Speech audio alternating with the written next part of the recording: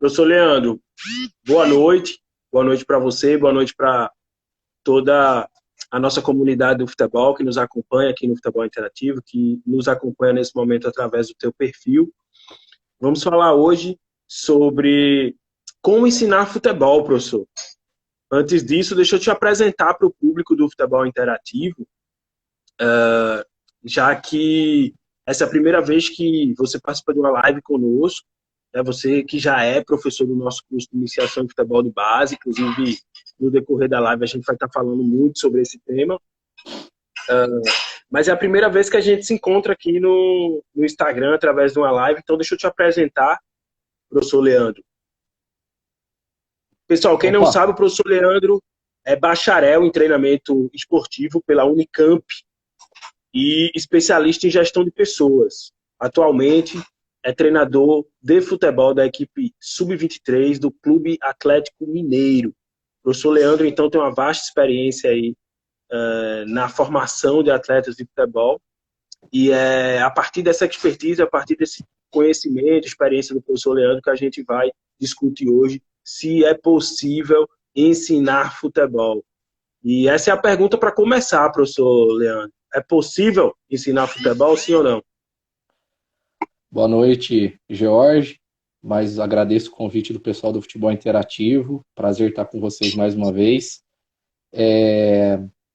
Antes de começar a falar, acredito que o pessoal aí que acompanha sabe esse material aí que a gente vai falar, depois vai estar à disposição, né, Jorge, para quem quiser acompanhar. Então a gente vai entrar em alguns detalhes, o pessoal pode acompanhar. Já aproveito e faço um convite também, pessoal, visitar lá o canal no YouTube, lá Leandro Zago no YouTube, vai ter, porque vai estar esse material depois, para quem quiser acompanhar. Jorge, essa já foi a grande pergunta, né? Acho que hoje não é, a gente fez essa pergunta provocativa ali na promoção da live.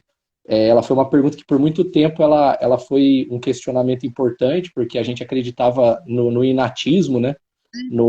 Na pessoa nascer com dons, nascer com qualidades, nascer com competências já estabelecidas, e que era uma questão simplesmente de envelhecer. E para nós no Brasil, 15 anos, para fora do Brasil, 30, 40 anos já que vem se estudando formas de se ensinar futebol. Não dá mais para esperar só que a carga genética mais o ambiente formem os nossos jogadores, a gente precisa desenvolvê-los. Então foram sendo criados vários métodos, foi sendo discutido vários conteúdos para poder potencializar esse ensino. Então, óbvio, você sempre pode melhorar, aprimorar um nível de um atleta, né? Até onde? Vai depender de vários fatores, do potencial genético, né? E talvez essa seja a questão inata que a gente tenha que considerar, porque isso a gente não vai mudar o potencial genético, aquilo que vem na carga genética do atleta. A gente já tem até estudos de mudança de DNA a partir de alguns comportamentos, mas essa é uma coisa, uma discussão muito mais profunda e ainda não é algo 100% comprovado cientificamente. Mas talvez essa seja a questão inata, o potencial genético, altura, massa magra, massa gorda, velocidade, todo esse potencial. A partir daí, o que você vai colocar ali de conteúdo vai depender do ambiente que ele vai viver, né, da onde ele vai nascer, onde ele vai experienciar o jogo, as experiências da vida dele, como ele vai ser formado pela família, escola, todo esse ambiente, e pela prática do jogo pelo jogo, né? Então, a gente vai discutir bastante em cima disso. Então, basicamente, hoje, eu acredito que a gente consegue ensinar bastante coisa, que vão ter limites, né? Vão ter limites, lógico. A gente não vai conseguir transformar todo jogador em novos Messi, novos Pelés, novos Cristiano Ronaldo, mas a gente pode melhorar muito todos os jogadores. Todo jogador é passível de melhora, desde o da escolinha, que pode melhorar, como aquele que está no alto rendimento, na base do clube ou até na equipe principal. Todos eles podem melhorar com conteúdo. Perfeito, professor. Você mencionava no início da tua fala acerca do material, né? Esse material ele está disponível aqui nas stories do Futebol Interativo. Então tem a story com a chamada para a live de hoje, essa live aqui que vocês estão prestigiando agora. E nessa store, na imagem que tem lá na store, tem um link para que vocês possam acessar essa aula, esse material em PDF que o professor Zago acabou de mencionar. né? Então, quem quiser, por exemplo, conferir esse material logo após a gente acabar aqui a live, vai lá na Store do Futebol Interativo, porque a gente tem aquele arrasta para cima, né? E aí, no arrastando para cima lá da Store da live de hoje, você vai ter acesso ao PDF dessa live de hoje, com muitas explicações acerca desse tema. Professor, eu tô conferindo aqui o material e já logo no início você traz uma abordagem aí bem multidisciplinar para isso que a gente chama de futebol, né? Para essa modalidade tão apaixonante. E aí no material você faz alusão às diversas áreas, abordagens que contribuem para a compreensão do futebol. Você vai falar da teoria dos jogos, a teoria do caos, das ciências humanas, a teoria geral de sistemas, a pedagogia. Faz um pouco dessa introdução para a gente do que é essa modalidade chamada futebol e como que ela bebe de diversas fontes. Perfeito. Bom, primeiro, a gente vai partir sempre de um pressuposto, Jorge, de que é um ser humano que joga futebol, né? Não existe o jogador como elemento, como a gente ainda se dirige muito ao jogador, né? Você até ouve ainda em discurso, questionamento para dirigente, precisamos de algumas peças, precisa contratar algumas peças, como se a gente ainda se dirige dessa forma verbalmente, né? E muitas vezes a gente deixa passar que o futebol é um fenômeno humano, como todos os fenômenos, né, construídos pela espécie, e a gente tem que entender a partir do ser humano. Então, todas essas áreas que você falou, que eu coloco para a gente estudar, e essas são algumas, é óbvio que tem muito mais para a gente pensar aqui, se a gente pensar em cinesiologia, biomecânica, né, aspectos culturais, tem muito mais coisa para a gente considerar aqui. Estatística hoje é muito forte dentro do futebol para poder entender o fenômeno, o jogo, o resultado. Então, tem muitas áreas para entender que o futebol é um fenômeno humano.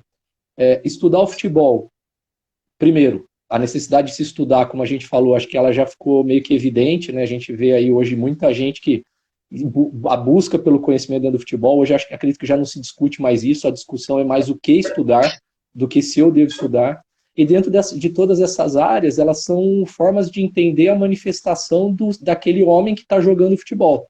Então, o entendimento, por exemplo, das áreas de pedagogia, gestão de pessoa, comunicação, elas vão estar ligadas à minha gestão, a forma como eu me comunico com o ambiente, comunico com os atletas, comunico para baixo e para cima, teoricamente, né, na hierarquia, porque eu também tenho que me comunicar com gestor, diretor, tenho que comunicar via imprensa com a torcida. Então, eu tenho ali via imprensa um canal com a torcida. Então, tudo isso é uma área de relação humana. Eu preciso entender de neurociência, didática, neurolinguística, para poder entender como esse atleta aprende, como eu consigo imputar a informação, como eu consigo aprimorar a informação daquilo que ele tem. Então, eu preciso ler, entender basicamente essas áreas, e aí, óbvio, é praticamente impossível, né, vamos da beira à genialidade, um treinador que domine todas as áreas necessárias. Então ele vai ter que se cercar de uma estrutura e de pessoas muito competentes em várias áreas que vão complementar aquele conhecimento dele, porque ele sozinho não vai dar conta de dominar tudo isso. E a partir dessa gestão dessa comissão, dessa estrutura de pessoas, de atletas, que você vai observar o resultado, né? Mesmo, independente de ser formação ou futebol principal, né? Futebol profissional.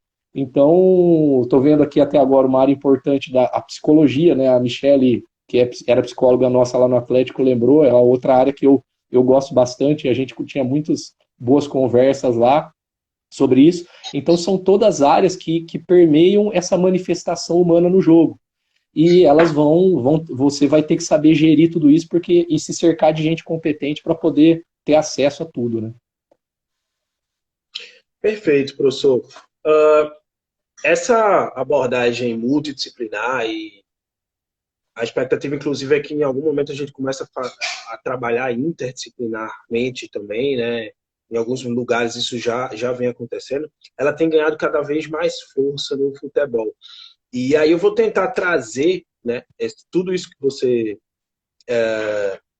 explicou, elucidou agora há pouco, para uma abordagem ainda mais pragmática, que é assim, como que uma abordagem interdisciplinar, como que o treinador que tem o privilégio de contar com várias áreas de apoio, né, com várias áreas de suporte, tem o privilégio de contar com uma comissão técnica mais robusta, como que ele ensina futebol melhor, né? Já que esse é a provocação da nossa live de hoje, né? Se é possível ensinar o futebol. Então, isso que a gente chama de ensinar futebol, de compartilhar saberes, conhecimento, experiências, esse processo didático pedagógico, como que ele fica mais rico a partir do momento que o treinador ele tem ao seu lado profissionais com diversas competências, ou seja, com competências diferentes, diferentes das que eles têm, daquele treinador tem, diferentes umas das outras. Como que isso na prática, Leandro, se transforma em um processo de ensino-aprendizagem mais rico, né? Considerando essa relação aí treinador-atleta, essa díade, né? Como que o atleta aprende mais a partir disso, aprende melhor a partir disso, como que o treinador ensina mais ou ensina melhor a partir disso? Bom, pautado aí, né, numa ideia de complexidade, Jorge, eu diria que até a gente precisa chegar num modelo, né, que é um modelo transdisciplinar, que é aquele em que o treinador ele está ali numa posição de tomada de decisão de algumas coisas, mas ele toca em todas as áreas e as áreas se tocam. Não existe área técnica sem área física, não existe área física sem área da psicologia, área mental. Não existe área tática sem a base técnica, a base mental, a base física. Então, esse é o toque. Eu vou tentar ser bem prático com isso para poder exemplificar como a gente vai dando os passos para trás. Eu preciso ensinar futebol, então a partir do princípio que o treinador, eu vou ficar responsável pelo desenvolvimento dele como jogador, do ponto de vista físico, técnico, tático, mental. A partir disso, eu preciso, primeira coisa, para eu ensinar um atleta, ele precisa estar no campo treinando, ele não pode estar machucado. Então eu preciso que ele tenha desempenho físico para sustentar aquele processo de treinamento.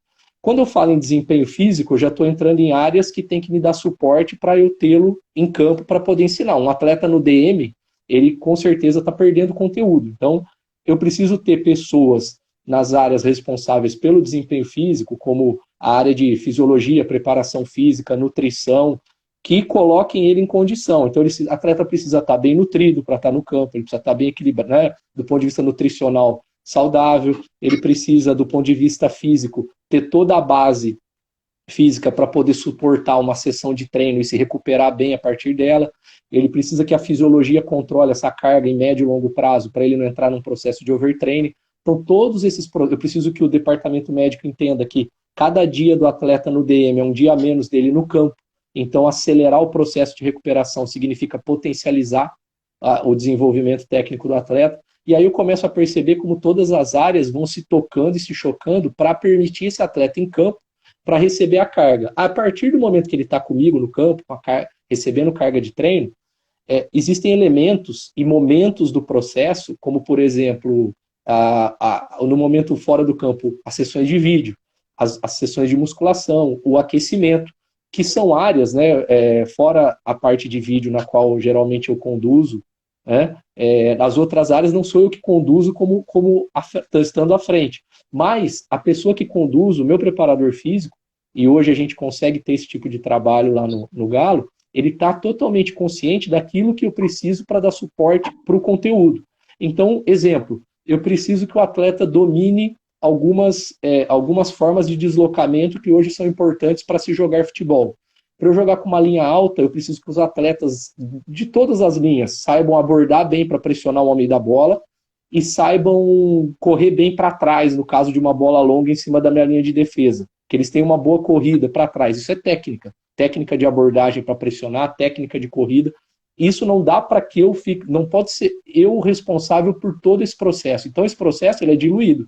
Ele é feito dentro de uma sessão de musculação em que eu posso ter alguns coordenativos, depois no campo, principalmente, eu já começo a ter algumas transferências nos aquecimentos dos tipos de corrida, os tipos de deslocamento, os tipos de salto, a técnica de salto. Por quê? Depois eu vou fazer essa transferência para o campo. Então, olha só como eu falei de várias áreas aqui, que elas estão totalmente conectadas.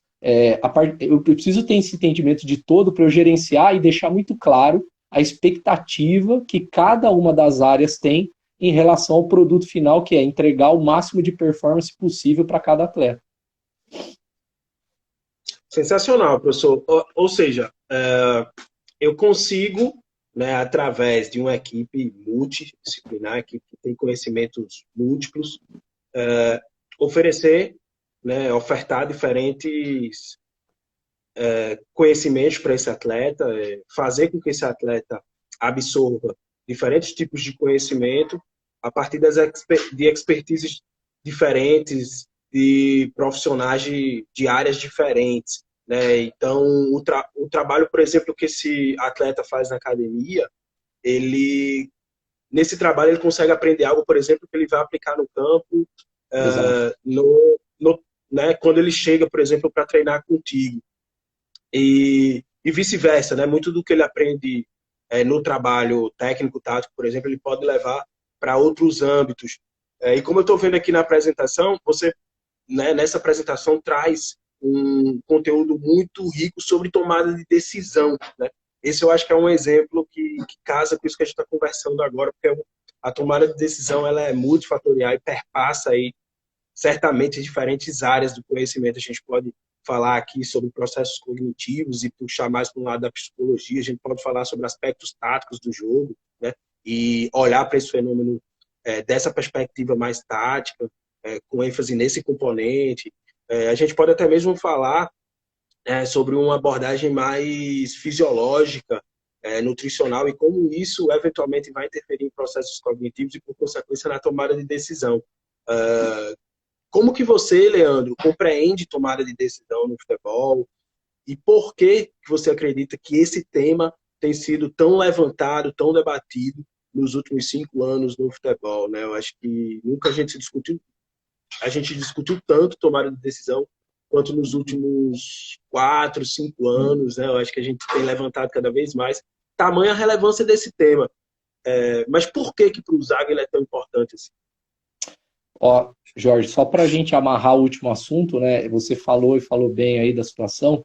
É importante, quando tudo está conectado, como a gente falou, é importante que isso vai dar significado. Então, se o preparador trabalha um elemento na academia ou no aquecimento que nunca mais vai ser cobrado do atleta no momento de jogo, de treino, aquilo não tem significado algum. Aquilo foi simplesmente um treino que foi jogado no vazio.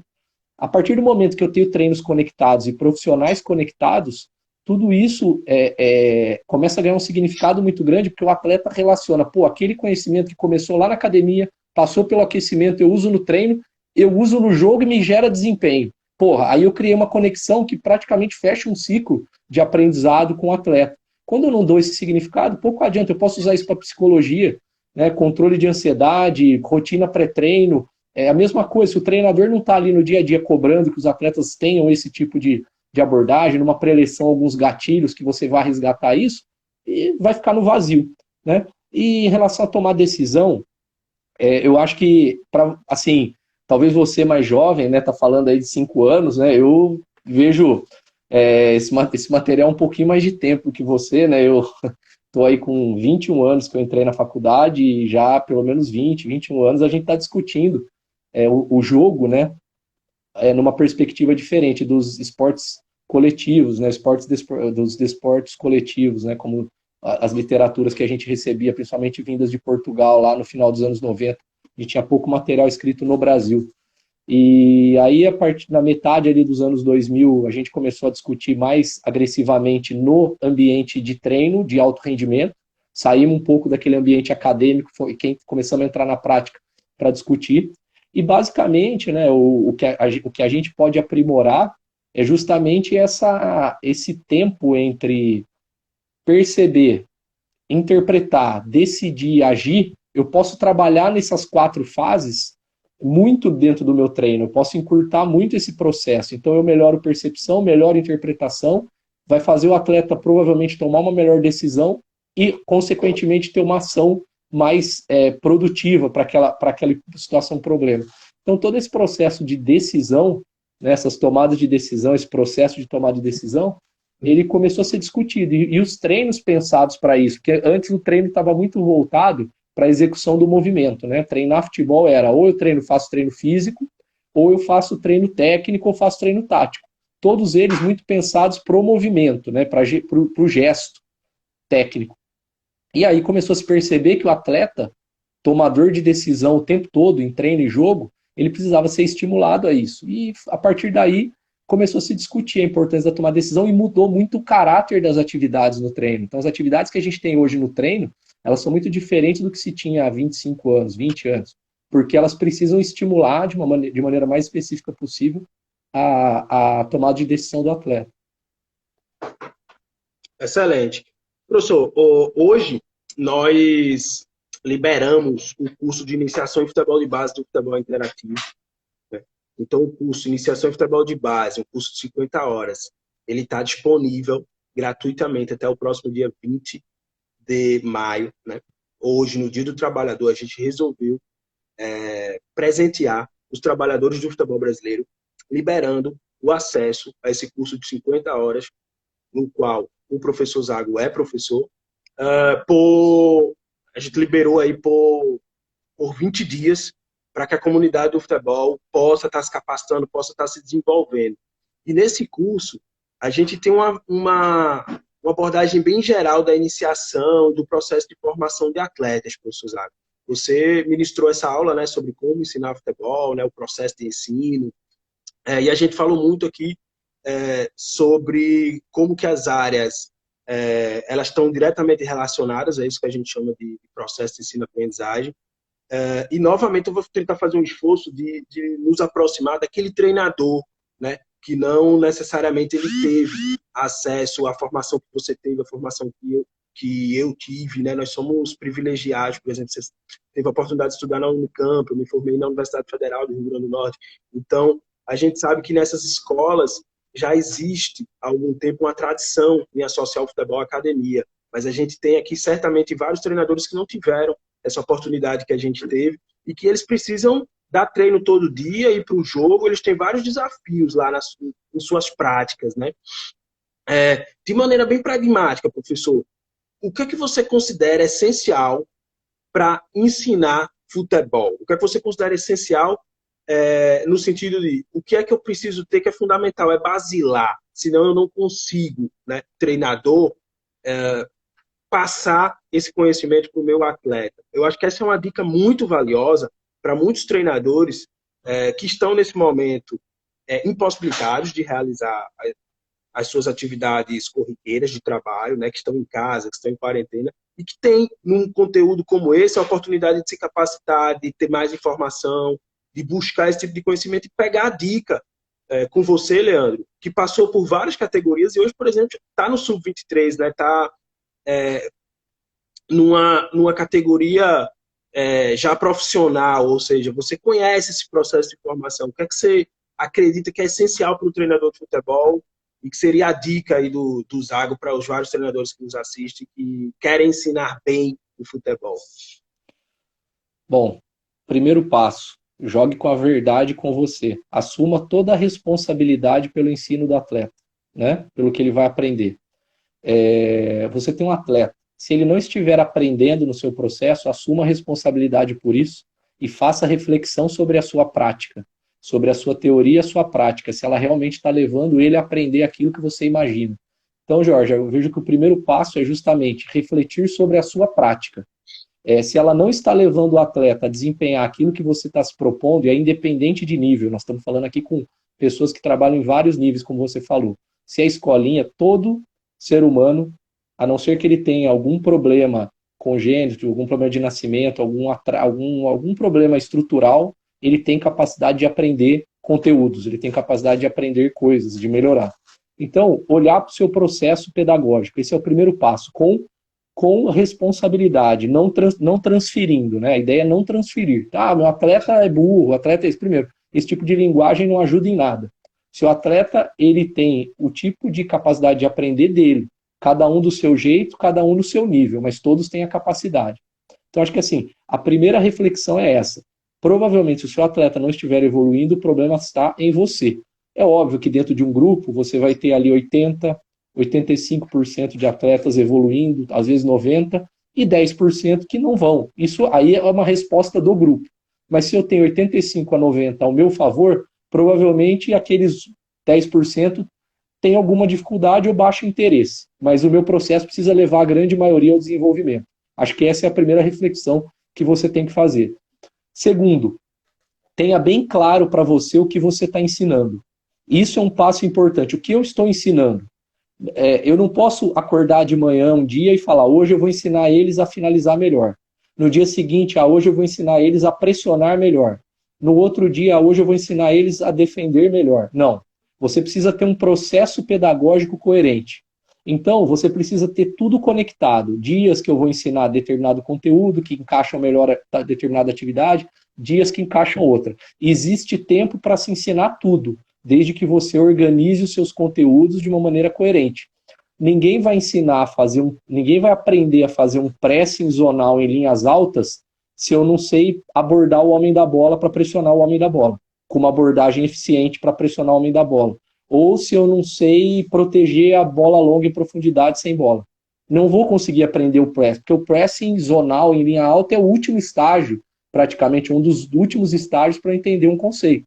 Então eu preciso começar de coisas elementares no meu grupo. Se eles já têm, se eles já vieram de uma categoria que eles foram estimulados, bons treinadores, eu parto de um nível à frente. Mas eu sempre vou ter que caminhar nesse sentido. Então, eu vejo que, assim, basicamente, são essas duas questões. É você se responsabilizar pelo produto final, saber que se não está acontecendo, a responsabilidade é sua. E segundo, ter bem claro aquilo que você quer ensinar e de uma maneira organizada, sabendo que tudo tem etapa por etapa, e não adianta eu querer ensinar tudo na primeira semana. Eu tenho muitas vezes semanas, meses, anos para poder fazer um processo. Então ele precisa estar estruturado. Desenhe o processo, crie planilha, deixe ele bem claro, saiba qual semana eu vou desenvolver tal coisa. Controla a ansiedade, não faça o treino que você quer fazer. Faça o treino que é o adequado para aquele momento do seu processo. Essa é a minha sugestão. Show de bola, professor. A gente tem aproximadamente 25 minutos ainda aqui de live e eu vou convocar a nossa audiência para estar deixando perguntas, né, para a gente tornar o nosso bate-papo mais interativo. Pessoal, fiquem muito à vontade, tá? Então, vamos selecionar 3 perguntas que forem feitas aqui para o professor Leandro Zago, para a gente estar respondendo até o final da nossa live. Antes disso, professor, queria novamente trazer um recado para essas pessoas que não necessariamente passaram por um processo formal, ou mesmo passando por um processo, eles não necessariamente aprofundaram tanto em termos acadêmicos, né? Você falou o que é essencial na prática do treinador, e aí imagina agora que esse treinador, que ele está tendo um primeiro contato, ele está se familiarizando um pouco mais com conteúdos relacionados ao futebol durante esse período de quarentena. Aliás, eu acho que nunca o conteúdo formativo, né, no futebol foi tão democrático quanto nesses últimos 40 dias. A gente tem tido uma avalanche aí de informação, né, através de lives como essas e diversas outras iniciativas que têm sido potencializadas em função do período de quarentena, né, em função dos profissionais estarem mais disponíveis e, inclusive, mais abertos à tecnologia, né? A gente tem visto muita gente que nunca tinha feito esse tipo de participação se abrindo para essa possibilidade, o que difunde de maneira muito potente o conhecimento, as experiências que foram adquiridas aí ao longo de anos. Então, tem muito profissional que está nesse momento, muito treinador que está nos assistindo, muito profissional do futebol de maneira geral, que começa a se abrir nesse momento para conteúdos mais acadêmicos, como o que você montou para essa live de hoje, que está disponível lá na Story, né? O pessoal pode baixar. Mas existem várias outras formas, para além desse bate-papo como o nosso que a gente está fazendo aqui agora, além desse material que você disponibilizou. Existem várias formas dessas pessoas estarem se familiarizando. Qual seria a dica que você daria para esses profissionais que têm já uma base empírica e que sentem falta de mais teoria? O que é que você sugeriria para essas pessoas estarem buscando, para elas contemplarem um pouco mais de cientificidade na sua prática, para elas aproximarem um pouco mais esse mundo prático do universo teórico? Bom, a gente pode voltar, Jorge, naquela conversa inicial sobre os conhecimentos que dão base para o futebol, né? O futebol, por exemplo, vamos pensar como manifestação humana. Então a gente falou de alguns conteúdos lá, né, num dos primeiros slides. Então, por exemplo, se eu quiser entender como periodizar as cargas físicas do meu treino, eu preciso ir atrás de autores que estão falando sobre isso. eu posso ir atrás tanto daqueles autores mais antigos que vinham do atletismo. O futebol teve uma influência na sua preparação física muito grande do atletismo, que aliás foi o que gerou aquela preparação física convencional que a gente por muito tempo chamou. E você tem os novos modelos de periodização. Então, você pode estudar a periodização do jogo, e aí você vai buscar, tem materiais aí em várias plataformas sobre isso, né, que é um modelo de periodização construído pelo professor Rodrigo Leitão. Você pode estudar a periodização tática, que você vai ter outro tipo de conteúdo elas são similares e diferentes em algumas coisas, então você vai poder ver ali conteúdos, a forma de distribuir carga na semana, carga física. É importante hoje você buscar informação para esse tipo de conhecimento através de dados de GPS. Hoje as equipes monitoram muitos treinos com GPS para você entender como que os pequenos jogos interferem na distribuição de carga, como que os grandes jogos interferem, como que fica a periodização semanal quando eu vou utilizar qualquer tipo de ferramenta desse, né, como o GPS no meu processo.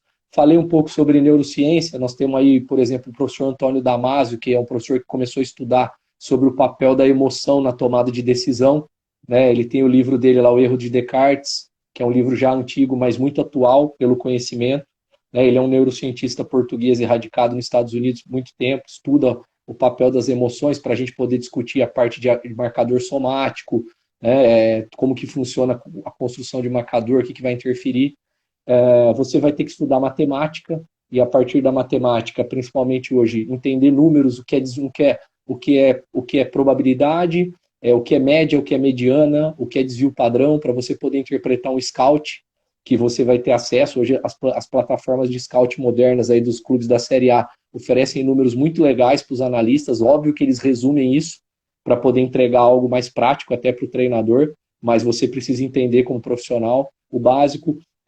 A tomada de decisão, ela parte de um pressuposto matemático, muitas vezes, que está ligado à teoria dos jogos, e aí tem filmes que falam sobre isso. Por exemplo, Uma Mente Brilhante é um filme que fala sobre o John Nash e teoria dos jogos, então você vai começar a ter uma introdução disso. E aí você tem os autores que vão falar sobre complexidade, como Friedrich Capra, como Edgar Morin, que vão te abrir a cabeça para pensar sistemicamente. O entendimento sistêmico hoje ele é fundamental para tudo aquilo que a gente falou da conexão dos conteúdos. Então, eu acho que essas áreas do conhecimento, a partir do momento que você começa a ter contato, elas já te abrem para o próximo nível. Desde que você esteja interessado, você começa a estudar neurociência, já vai te abrir e falar, pô, isso não está suficiente, eu preciso ler sobre isso. E aí ela vai abrindo caminho. Se você vai pela matemática, ela vai abrir caminho. Então, o importante é que você tenha um compromisso com a excelência, compromisso em aprimorar, melhorar a sua teoria, e fundamental, né, Jorge?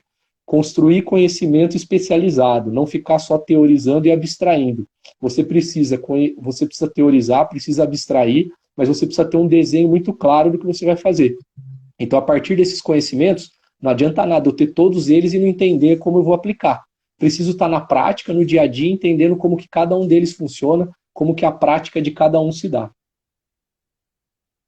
Show de bola, professor. Me chamou muito a atenção no momento que você falou, no outro tópico ainda, sobre desenhar processos, né? Eu acho que qualquer prática, ela tem um componente muito criativo, né? A gente sempre tem a possibilidade de dar o nosso toque, né? O nosso modo, o jeito de fazer, né? Então, é muito interessante constatar que nós podemos melhorar aquele método, né? Algo que já existe, que já está registrado, que alguém te ensinou a fazer. Você pode melhorar e para esse processo de melhoria acontecer, é fundamental haver um processo incremental, né? Que tenha acréscimo ou mesmo criação, né? Que você crie coisas, né? Que você crie treinos, que você crie formas de interagir com o seu atleta que o engajem no processo, formas de interagir com a sua comissão técnica que os desafie, né? Que desafie as pessoas. Ou seja, nós temos uma responsabilidade muito grande com o nosso fazer, com a nossa praxis, né? A gente tem essa essa autonomia, essa capacidade de, de criar coisas e, ao mesmo tempo, a gente tem essa responsabilidade, né, de fazer melhor, de fazer bem feito a partir desse processo criativo, a partir dessa nossa busca pelo diferente. Você passou, Zago, em diferentes categorias, né? Você trilhou uma escada no futebol, né? Você foi passando em diferentes categorias e hoje você é treinador da equipe sub-23 do Clube Atlético Mineiro. Qual é para você o grande benefício de poder desfrutar desses diferentes momentos do processo de formação que um treinador de base que passa, né, que segue essa escada, ele possui, né? Ele tem de experiência. Qual é o grande benefício, ao teu ver, né, que um treinador que passa por essas diferentes etapas carrega? Ó, você falou uma palavra importante, né? Só para resgatar aí uma parte do que você falou, Jorge. A praxis, né? Não é prática nem teoria, é praxis, né? Teoria e prática juntas, aliadas ali, trabalhando junto para poder construir. Acho que isso é o fundamental. E eu estou falando isso porque amarra com o que você falou agora. Acho fundamental eu ter passado, eu passei, assim, eu até 9 anos atrás, eu passei como preparador físico, auxiliar, fui analista de desempenho, antes de me tornar treinador. Então também, além de passar nas categorias, em algumas eu não tinha sido treinador, até recentemente. Eu nunca tinha sido treinador de sub-17 até 2018, quando eu vim para o Galo. Eu tinha trabalhado com sub-17 como preparador físico bastante tempo, mas nunca tinha sido treinador de jogadores de 17 anos, 16, 17 anos. Então, eu vou te falar uma coisa que é importante, que todo mundo pense sobre isso. Eu passei por todas, praticamente, do sub-13 ao profissional, já tive em todas elas, em algum momento. Mas eu só entendi, de fato, o processo bem, que eu considero bem, quando eu estive no profissional. Por quê? Porque eu olhei para o produto final. Eu olhei para o produto final e, a partir dele, eu comecei a ver quais eram as necessidades do jogador para ele se estabelecer na categoria profissional e que, às vezes, ficaram negligenciadas dentro da formação dele. Então, quando eu cheguei no profissional lá em 2013, eu olhei para trás, para a minha experiência de 15, 17, sub-13 que eu tinha na época e falei, opa, peraí, tinha coisa que talvez eu não dava o devido valor que eu preciso dar valor, e coisa que eu valorizava muito que para cá não é importante.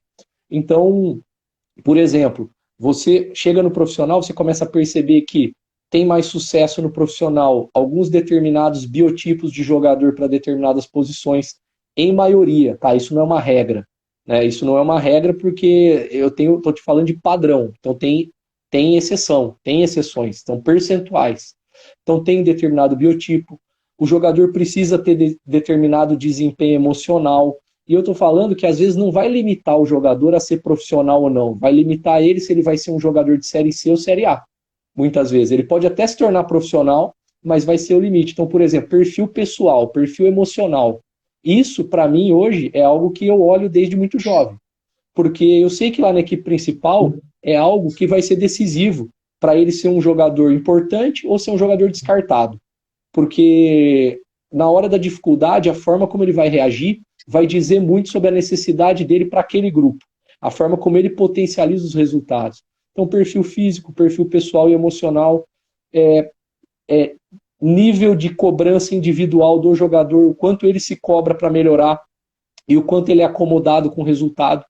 Você estava comentando aí, eu estava pensando uma coisa, né, sobre a questão da relação e de desafiar jogador, desafiar a comissão a melhorar sempre, né? Eu parto de um pressuposto que é o seguinte: não posso admitir pessoas acomodadas ao meu lado, em qualquer nível, porque eu não sou. E eu não admito não sendo alguém acomodado, sendo alguém muito incomodado e alguém que nunca está satisfeito. Posso até estar feliz. Aliás, várias vezes eu estou muito feliz com o que eu faço, mas nunca satisfeito. Sempre buscando o próximo passo. Então, por exemplo, perfil de pessoas acomodadas. O atleta que se acomoda a partir de determinado momento. Isso é um perfil importante, porque no futebol profissional você vai viver entre vitórias e derrotas, vai oscilar. Se você estiver numa fase muito boa com um grupo com um perfil de atletas acomodados, em breve você vai estar passando por problemas. Então, assim, são várias questões que quando você está de cima para baixo no processo, você começa a olhar. E a minha sugestão para quem está na base é: Faça um estágio numa equipe principal e olhe com carinho aquilo lá, olhe com atenção, vá para o estágio para fazer mesmo, com muita atenção, não para ficar conversando na beirada do campo, né? Para fazer relacionamento ali na hora do treino. Faça o relacionamento fora do treino, né? Mas com a comissão técnica, com quem tiver ali, diretoria, mas durante o treino, durante a atividade, vai lá e olha para o treino com muita atenção. Veja a reação dos jogadores a cada exercício, a cada desafio, a cada problema.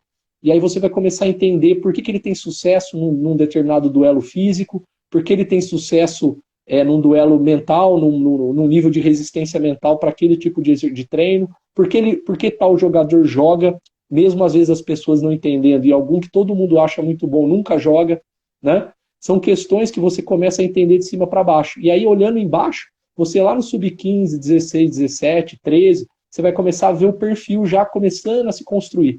Se for possível mudar, coisas que mudem, excelente. Se forem detalhes da natureza do atleta, já você tem que começar a pensar que em algum momento você vai ter que descartar ele do processo, porque você não vai trazer nenhum benefício mantendo aquele jogador no seu processo. Excelente, Zago. Vamos contemplar aqui algumas das perguntas, né? A gente ainda não fez nenhuma. Vamos trazer algumas perguntas aqui do nosso público. Pessoal, vou selecionar aqui aleatoriamente, tá? Então vamos lá.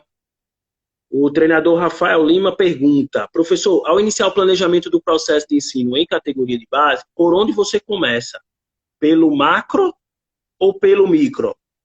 Ou seja, pelo jogo ou pelos subprincípios? Bom, Rafael, vou ser meio bruto, nem uma coisa nem outra.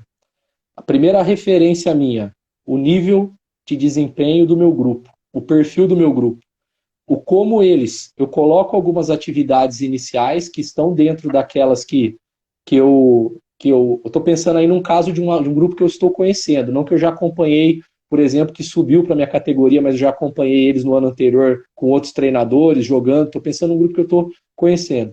Eu proponho para eles algumas atividades que estão dentro das minhas ideias, começo a tentar construir algumas ideias a partir do básico. Então, por exemplo, algumas ideias relacionadas a defender, a pressionar, a fechar espaço, a se orientar pelo espaço e pelo jogador do adversário, e não só pelo espaço, nem pelo jogador, coisas que estão ligadas à forma de jogar, e vou começando a perceber a interpretação deles.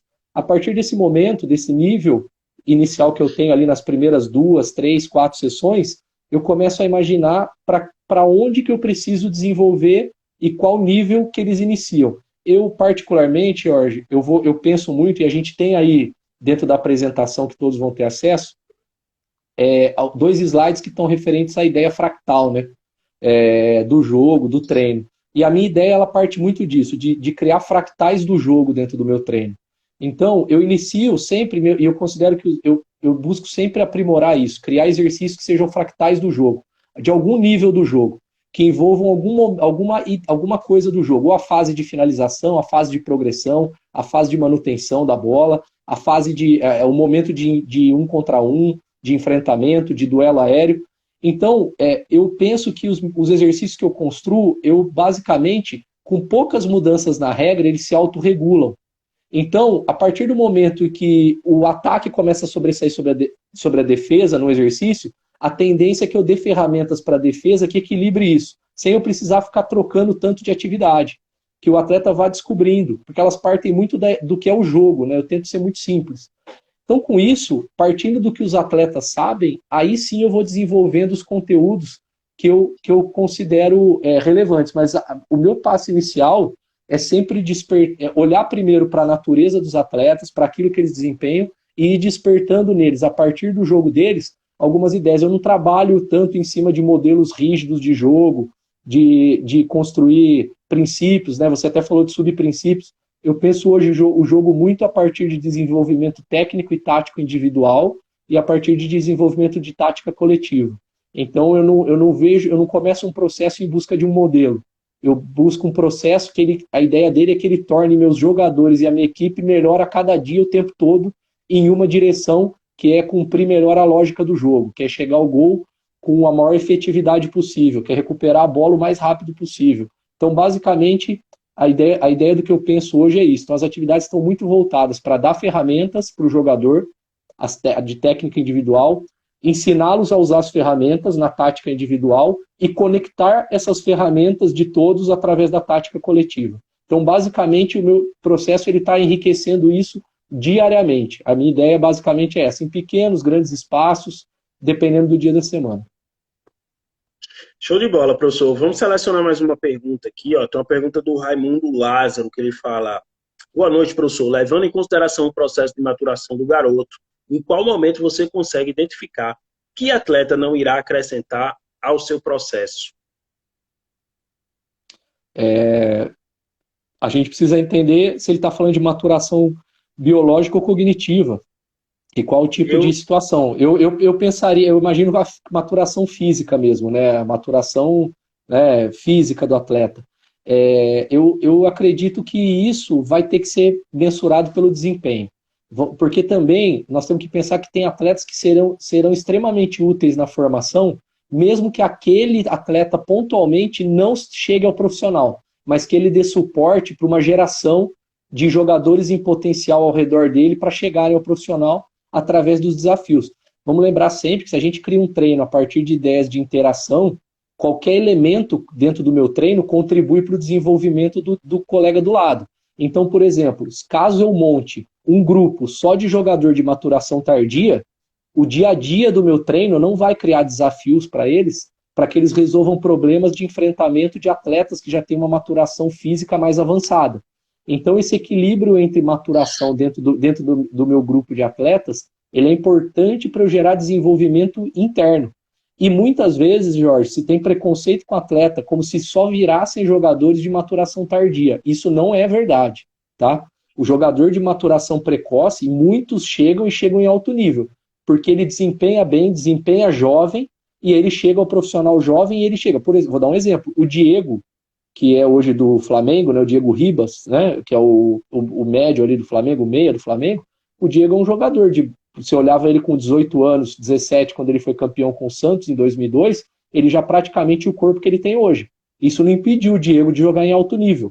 Então, o que você tem que mensurar é desempenho, porque também se usa muito uma desculpa para adiar a decisão sobre alguns jogadores na base a partir da maturação tardia. E aí você fica adiando. Não vamos liberar, vamos dar mais 6 meses, vamos dar mais 6 meses. Quando, na verdade, o atleta nunca demonstrou desempenho para estar ali. Então, existem os dois lados, você tem que olhar com muita frieza, mas para mim a mensuração é desempenho, e óbvio, quando ele é tardio, eu tenho que ter ressalvas de saber que ele tem dificuldade de algumas coisas. Mas eu não posso também ter o preconceito contra o maturador precoce, porque ele também pode chegar. Óbvio que ele tem que apresentar um nível de desempenho muito alto logo no início, porque ele já tem praticamente todo o aparato motor e físico pronto, que é o que ele vai ter para a carreira inteira.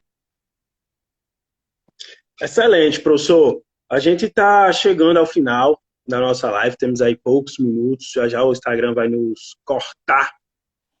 E aí, professor, eu queria aproveitar para você deixar um convite a todas aquelas pessoas que ainda não tiveram a oportunidade de fazer o curso de iniciação em futebol de base, no qual você é professor, de ter acesso à sua aula, a aula que você aborda muitos dos temas discutidos aqui hoje, com muito mais profundidade, para que o pessoal possa acessar a tua aula, acessar o material, né? Inclusive o material está disponível já no link que nós deixamos aqui na story do perfil do Futebol Interativo. Então você vai lá na story, arrasta para cima na imagem que tem aí a live do professor Leandro Zago e acessa o material em PDF relativo a muitos dos temas que discutimos aqui hoje. Professor, é hora de você deixar seu recado aí para o pessoal acessar o material, acessar o curso e conhecer mais sobre o Leandro Zago, professor, lá no curso de iniciação em futebol de base. Está disponível até o dia 20 de maneira gratuita, presente aí no Dia do Trabalhador a toda a comunidade do futebol. Espero que esse curso, essa oportunidade de capacitação ajude a todos os profissionais do futebol, especialmente aqueles profissionais que lidam com a iniciação, com o futebol de base, a superarem esse momento de abstinência, né, da sua prática, da sua praxis, do seu ofício diário, esse momento de distanciamento, que é um momento muito difícil, né, professor? Picos de ansiedade e depressão disparando aí na população. Então, é importante a gente ter muitas formas de de buscar suporte, né, de buscar apoio, e o conhecimento, de maneira geral, é sempre uma boa forma da gente buscar suporte, da gente buscar se conectar com outras pessoas que vão estar fazendo esse curso, com os professores que vocês vão ter acesso, né, a partir desse curso. Então, foi isso que a gente pensou, foi isso que a gente preparou aí nesse 1º de maio de 2020, um 1º de maio completamente atípico, mas que a gente espera que traga valor a partir do lançamento desse curso, da liberação desse curso, e que tem o professor Leandro Zá como professor. Recado final é seu, professor. Obrigado. Legal, Jorge. Nada melhor para superar nessa ansiedade do que ter aumentar, melhorar conhecimento e ter metas pessoais, metas profissionais, né? Porque aí cria um norte que nos faz ter a orientação mental para aquilo, né, que a gente quer.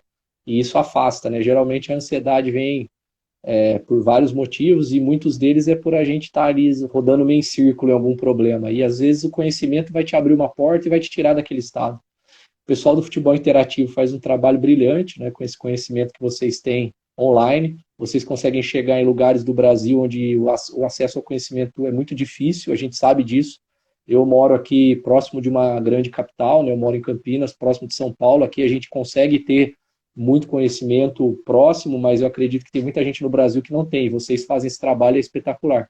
Convido todos a irem lá, né, como o Jorge falou, olhar para a aula, não só a minha, mas todo o curso, né? Vai lá, acompanha o curso, porque são grandes professores, profissionais com muita experiência prática, teórica, que vão dar aulas que vão gerar muitos novos conflitos, muitos novos conhecimentos para vocês. E aproveito, né, para quem quiser conhecer um pouco mais, né, do meu trabalho, eu estou com um canal no YouTube que tem sido atualizado agora em função dessa produção de conteúdo, Jorge, que é o youtube.com/Leandro Zago. Convido todos a visitarem. Lá estão as lives que eu participei nessa quarentena, estão todas lá, como convidado ou como entrevistador da live, vários assuntos ligados ao futebol, muitos materiais, muitas aulas ali abertas. Então convido todos vocês, estou também chamar no Instagram, no Twitter, estamos aí nas redes sociais, procurar por Leandro Zago, vocês vão me achar nas redes sociais. E podem mandar, às vezes eu demoro um pouquinho para retornar, me cobra, mas sempre que possível eu mando. Alguém me pede orientação, material, indicação de leitura, estou sempre à disposição.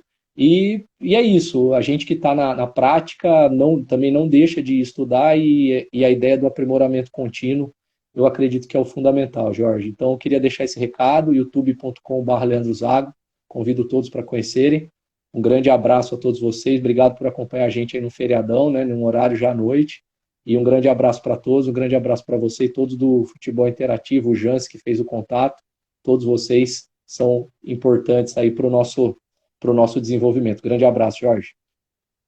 Obrigado, professor. Lembrando que a gente vai disponibilizar também o link do seu canal do YouTube lá nas stories, né? Então, além do link para acessar o material didático que é referente a esse conteúdo de hoje, a gente vai ter lá nas stories também o link para o seu canal do YouTube, para o pessoal conhecer mais acerca do seu trabalho.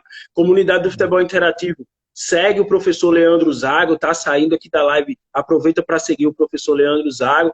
E quem gostou do conteúdo, quem permaneceu firme até aqui, dispara aqui o aviãozinho para que mais pessoas possam se beneficiar e reforça o convite.